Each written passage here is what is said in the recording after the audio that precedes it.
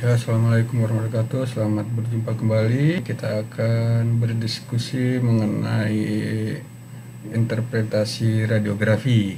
Oke, interpretasi radiografi, yaitu sederhananya cara membaca film radiografi ya. Kali ini kita akan membahas mengenai interpretasi lanjutan, yaitu di bagian surface dan cacat-cacat yang lain. Oke. Kita bahas dulu mengenai surface ya. Oke, ya yang pertama, ya ini adalah contoh-contoh bentuk profil-profil pada surface ya. Contohnya ini di surface dia kekurangan pengisian, atau kita bilang namanya incomplete fill, jadi kurang isi ya di bagian groove-nya sini. Terus ada juga cap, bagian capnya terlalu ya jelek lah, seperti kita bisa bilang poor cap profile. Ada juga bagian capnya dia isinya berlebihan, atau kita bilang namanya eksesif, berlebihan ya, seperti ini. Oke, kita bahas satu persatu ya. Oke, sekarang kita mulai dari, kalau contohnya adalah excess cap atau berlebihan. Nah, kita lihat di sini dia berlebihan atau lebih menonjol gitu ya. Nah, kita tahu kalau sama di sini berarti dia di bagian sini dia akan lebih tebal. Dan kalau lebih tebal, maka penampakan di bagian dari film radiografi akan lebih putih. Jadi kalau kita bantu dengan garis gitu ya, nah ini, maka di bagian yang tebal ini dia akan lebih putih daripada bagian samping-sampingnya. Dia lebih putih daripada samping-sampingnya, seperti itu. Ini artinya di bagian cappingnya dia ekses atau berlebihan. Nah sekarang kebalikannya, di kalau sebelah kanan, ini adalah kalau bagian cappingnya dia kurang isi. Nah, kita tahu kalau dia kurang isiannya berarti pengisiannya kurang, artinya nanti di bagian film dia akan lebih hitam. Maka kita akan dapatkan seperti ini ya, di bagian yang kurang dia akan lebih hitam. Nah ini bagian sini ini kelihatan lebih hitam, itu artinya apa? Di situ adalah pengisiannya kurang, atau kita bilang namanya incomplete fill gitu ya. Oke, lanjut berikutnya. Contoh juga incomplete fill kadang-kadang juga kalau semua kita ngelas pakai SMAW atau SMAW, di situ ada berhenti dan habis itu mulai lagi, atau stop startnya itu kurang baik pengisiannya, seperti ini kalau pada gambar seperti itu. Maka kadang-kadang kita akan dapatkan kalau di sini ada dia berbentuk cekung, maka di bagian sini akan kelihatan hitam. Ini biasa kelihatan untuk stopnya, kelihatan nanti di film radiografi. Oke, itu ada mengenai profilnya. Hal ini bisa terjadi di bagian capping atau di bagian root ya. Nah, sekarang kita lihat selanjutnya ya, cacat-cacat yang lainnya. Oke, kita lihat sekilas. Nah sekarang ini spatternya nanti seperti ini contohnya. Ini biasa terjadi karena arus yang berlebihan, atau ada yang bekas jelek sudah kontaminasi. Kalau semua las MIG atau itu biasanya kadang-kadang WFS-nya atau wire feed speed-nya kurang, atau kadang-kadang juga harus berlebihan dan sebagainya. Oke, sekarang ada juga arc strike seperti ini, kita udah bahas di waktu inspeksi visual. Oke, saya nggak akan bahas detail lagi. Terus ada juga namanya, ini undercut ya, seperti ini, undercut. Oke, nah undercut ini bisa terjadi di bagian capping, ada bisa juga terjadi di bagian root. Oke, sebagai contohnya ini ada undercut di bagian atas cukup banyak, terus yang bawah ini juga ada nih, ini memanjang, jadi dia cukup memanjang seperti itu. Bagaimana penampakannya di film radiografi? Kita bisa lihat contohnya. Nah kita lihat di sini dia, kalau kita kasih garis ya, nah, di sini ini ada undercut di bagian atas seperti itu ya. Oke, dan dia memanjang, maka kelihatan di sini dia ada garis yang memanjang, artinya ini undercut yang cukup panjang. Bagaimana kita menentukan ini undercut? Dia bukan kurang penetrasi di bagian root. Pertama adalah kalau undercut dia bentuk garisnya tidak lurus, kita lihat garisnya tidak lurus ya. Terus yang kedua, dia bentuknya tidak persis di tengah-tengah. Nah, kita lihat ini di tengah-tengah ya, dan dia agak sedikit ke pinggir. Ini bagian root undercut ya, kita kadang-kadang kesusahan kalau menentukan dia apakah dia penetrasinya kurang kah, atau atau yang lain gitu ya. Nah di sini teman-teman, pertama garisnya tidak lurus atau sedikit berbelok seperti ini adalah undercut gitu ya. Terus yang kedua sebelah kanan ini adalah capping undercut. Nah capping undercut ya, pertama kita lihat dari sisi dari kita biasakan nanti kalau melihat ini kita bisa pakai bantu dengan penggaris plastik gitu ya, untuk agar tidak begitu menggores, untuk membantu kita bisa memakai. Nah contoh di sini ada yang berwarna hitam di sini ya, dan dia bentuk garisnya tidak garis lurus. Artinya kalau dia ada garis lurus artinya dia bukan incomplete groove di bagian atau incomplete fill ya, atau bagian artinya memang ini udah ngelas dengan baik gitu, tetapi di bagian sini masih terjadi undercut. Undercut itu dia ngelasnya udah bagus, udah terisi sempurna, bagian groove-nya juga terisi, cuman dia masih ada cekungan parit di sini. Nah, undercut seperti itu. Nah ini yang bagian kanan ini ada contohnya undercut yang di bagian capping seperti itu ya. Terus lanjut berikutnya ada juga root defect. Nah contohnya di bagian root ini dia ada shrinkage atau penyusutan. Oke, ini contohnya weld metal yang kurang pas. Oke, terlalu cepat pendinginannya. Terus tekniknya juga bisa kurang. Nah ini bisa terjadi karena penyusutan di bagian root atau concave. Nah concave ini juga sebenarnya cekung di bagian root, cekung di bagian root. Ini karena biasanya root face-nya terlalu besar, dan root face terlalu besar, root gap-nya juga terlalu besar, sehingga bisa terjadi seperti ini. Oke, bisa jadi juga karena pas saat TIG ada pressure backwards-nya.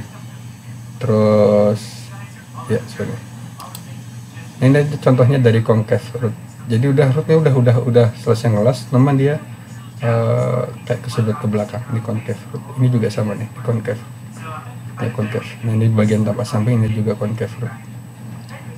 Kelihatan cekung ya, concave itu cekung seperti ini.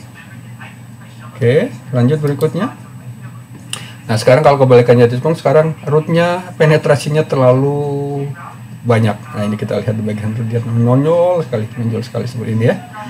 Oke, ini contoh gambarnya. Ini adalah root yang isiannya terlalu banyak seperti ini ya, kita bisa lihat sangat-sangat eksesif atau berlebihan ya. Bagaimana cara melihatnya? Kita lihat pertama di sebelah kiri ya. Di sebelah kiri ini adalah kalau concave atau yang cekung. Kita ambil garis. Nah ini kurang lebih pas di tengah-tengahnya gitu ya. Nah, kalau pas di tengah-tengah itu di bagian situ ada berwarna hitam. Berwarna hitam artinya dia cekung, artinya di situ secara jarak ketebalan dia berkurang dibanding yang lain-lain ya, sehingga kalau dia berkurang dia akan lebih hitam. Nah ini berwarna hitam, maka kita bisa katakan indikasi di sini adalah concave root. Sekarang kebalikannya, kalau di bagian sini kita pakai garis bantu dahulu, ini pas berada di tengah-tengah gitu. Terus di sini ada yang bagian menonjol di bagian root. Nah kita lihat di sini bagiannya di sini berwarna putih menonjol di bagian ini. Nah artinya sepanjang ini dia mengalami kelebihan, atau kita bilang namanya excess root penetration. Di sini mengalami kelebihan penetrasi di bagian root. Oke, lanjut berikutnya. Ada juga kadang-kadang root defect seperti ini. Contohnya dari burn through. Jadi begitu udah ngelas di bagian root atau di bagian situ, karena arusnya kelebihan atau kelamaan, dia bisa jebol, nah, jatuh di bagian rootnya seperti ini.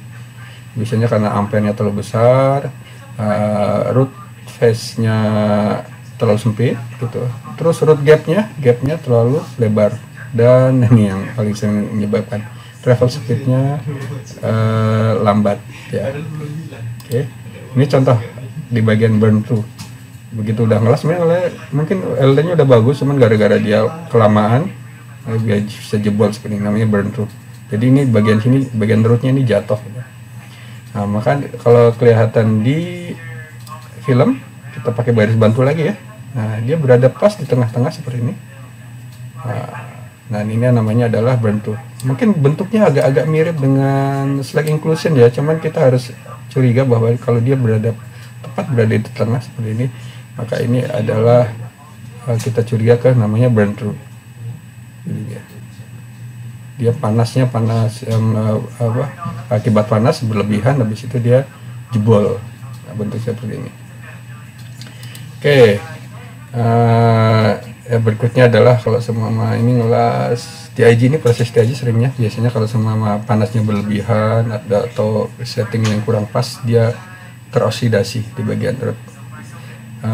Terus bagian yang kedua di bagian sini biasanya kadang-kadang kita bilang namanya kurang purging gas. Nah, makanya kalau ngelas TIG bagian pipa bagian dalam pun harus dilindungi oleh gas argon. Ini kalau contohnya nggak dilindungi gas argon, maka bagian dalam di sini berwarna hitam. Ini karena dia tidak dilindungi oleh gas argon. Jadi kalau ngelas pipa pakai TIG pun di sini harus dilindungi oleh gas argon juga ya. Oke. Dan ini sering terjadi untuk pengelasan stainless steel khusus dia. Oke, lanjut berikutnya. Nah, ini cukup sering terjadi kalau sama ngelas SMAW, begitu kita stop di situ terjadi kayak lubang kecil ya, kita bilang nama crater pipe seperti itu. Nah, ini bisa terjadi. Ini yang karena begitu udah selesai stop, dia nyabutnya atau ngangkat dari elektrodenya terlalu cepat diangkatnya. Ini akan jadi crater pipe atau bolong seperti ini.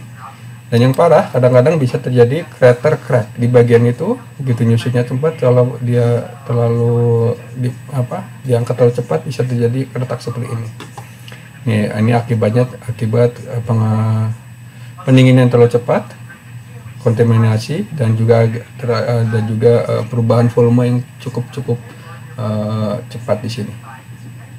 Terjadi reaksi oksidasi seperti itu ya. Oke, lanjut berikutnya. Berikutnya adalah kita mengenai mechanical damage ya, macam-macam ya. Kita lihat bisa terjadi karena penggerindaan, karena hammering, atau saat kita pakai palu chipping, chiseling, chipping sebagainya. Kita lihat satu-satu. Nah, ini akibat chipping mark bisa seperti ini ya. Jadi hal seperti ini nggak boleh ada kalau semua di pengelasan. Nanti welder itu tidak boleh melakukan chipping atau grinding mark seperti ini juga nggak boleh ada. Ini biasanya di visual kita sudah menandai ini sebagai indikasi ya. Oke, berikutnya terkait dengan setup irregular. Oke, kadang-kadang ada ngelas yang leg ini, ada ngelas fillet, T-joint, leg antara leg yang vertikal leg horizontalnya tidak sama panjangnya. Juga kita harus hitung. Ada juga bisa terjadi high low atau angular, misalignment gitu, high low seperti ini bisa terjadi. Terus ini linear misalignment, ini contoh gambar yang berikutnya. Nah, sekarang kita lihat contohnya. Ini adalah contoh linear misalignment di mana yang base metal sebelah kiri dan base metal sebelah kanan dia yang sebelah kanan agak sedikit terangkat ya. Nah, bagaimana penampakannya? Kita bisa lihat di sini. Kita pakai garis bantu, kita kurang lebih di tengah-tengah dulu seperti ini ya. Habis itu dia di sini ada yang berwarna hitam. Nah, kita lihat dia agak sedikit bergeser ke kanan berwarna hitam seperti ini. Artinya apa? Dia angkat ke atas sedikit seperti ini. Nah, di bagian sini ya berwarna hitam, artinya dia angkat sedikit. Nah, indikasi yang seperti ini adalah kita bilang namanya linear misalignment. Oke, ya kurang lebih seperti itu. Bila ada pertanyaan dan sebagainya kita lanjutkan diskusi di grup.